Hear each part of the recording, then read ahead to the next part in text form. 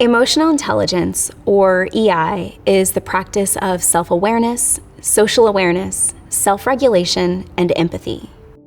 Loretta McCarthy said, "I've never seen a really good leader who doesn't have good listening skills. I've seen leaders who have terrible listening skills and therefore have no empathy." Take a moment to think about how this quote resonates with you. Wendy Ryan, creator of the Learn, Lead, Lift framework, explains emotional intelligence best. Emotions are something our brains are wired to pay attention to, and where a significant amount of our energy goes most of the time. For many years, people viewed the workplace as somewhere our emotions should be checked at the door. As our understanding has evolved about human behavior, the brain, and the workplace, we've come to know that we ignore emotion or we exclude it from the workplace at our peril.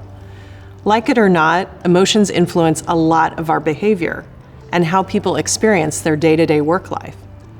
Take a moment to recall any situations where ignoring people's emotions at work didn't work out well for you or another leader. Emotional intelligence, or EI, begins and ends with self-awareness. Building your capacity to notice things, your own reactions, as well as the reactions of people around you, is how self-awareness powers emotional intelligence. Daniel Goleman, widely considered to be the father of emotional intelligence, also identified social awareness, self-regulation, and empathy as core elements of EI. The bottom line is, when you get better at noticing, you also increase your ability to anticipate how people might react in response to something you say or do, or someone else says or does. Take decision-making, for example. Often, leaders want to divorce their emotions from the decision-making process. But when you do that, it's like flying a plane into a thunderstorm and shutting off your radar. And the results can be just as disastrous for you and your team. Instead, try giving emotion a fair shake. Welcome it to the decision-making table as a source of valuable input. It doesn't have to rule the process to support the process. You can still use numbers, data, and objective criteria for decision-making without ignoring emotion or the valuable guidance it often provides. Take a moment to recall any situations when ignoring people's emotions at work didn't work out well for you or another leader. When we reframe our understanding of emotions as data, we can understand why some people consider emotional intelligence to be a leadership superpower. With that in mind, we see how exercising emotional intelligence leads to thinking more, not less. Emotions provide important data, and emotional intelligence supports psychological safety. Finally, self-regulation of our emotions is essential to focus.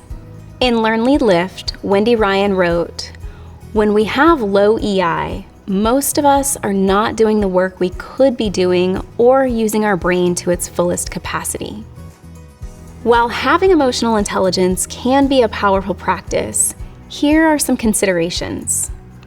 First, assuming you get the best performance through negative emotions as a motivator. Second, thoughts influence emotions. We can choose to think and feel differently. Fear is a powerful motivator because it's helped to ensure our survival in life and death situations over millennia. It's easy for us to access and for us to generate in others. Fear is contagious. One of the problems with using fear as a motivator in leadership has to do with people's nervous systems. Fear triggers our flight, fight, or freeze response. Trigger that response continuously, and our nervous systems will stop reacting. Like the fable of the boy who cried wolf, it takes new and ever greater perceived threats to achieve the same highly motivated response. Unless you are in a situation where you are literally working to keep people alive in the immediate present, it's not an effective strategy for driving good decision-making or performance over any sustained period of time. Past experiences with trauma, which unfortunately most of us have had or will have at some point in our lifetime, further complicates the use of fear or other negative emotions like shame, blame, or ridicule to achieve results. Through the lens of being trauma-informed, we recognize these tactics as opening pathways to additional harm. Take a moment to think of a time when you or another leader were able to successfully motivate people in other ways. Our thoughts influence our emotions. As a leader, you can and do influence the thinking of those around you. Therefore, you also influence how people feel around you. Some tips to help you integrate emotional intelligence can be found on page 16 of your action guide and include: resolve your ambivalence about exercising EI. Identify 2 to 3 people who demonstrate high EI. What are their behaviors that made you think of them? What do they do well that you would like to get better at? Recognize people who foster psychological safety, contribute to team performance. Resolving ambivalence about exercising EI means remembering that emotions are data and affirming that you can leverage logic and emotional intelligence in leadership at the same time. It's not an either-or proposition. Identifying real-life or fictional examples of people who demonstrate high EI is a great leadership hack. Why? Because asking yourself, what would Bob think, do, or say in this situation is the quickest path toward discovering what you could do better now or in the future.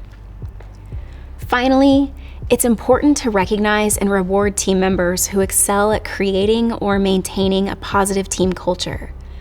They are contributing to the team's performance in critical ways that go beyond formally designated tasks or project deliverables. What is one thing you are committed to doing to enhance your skill set in emotional intelligence?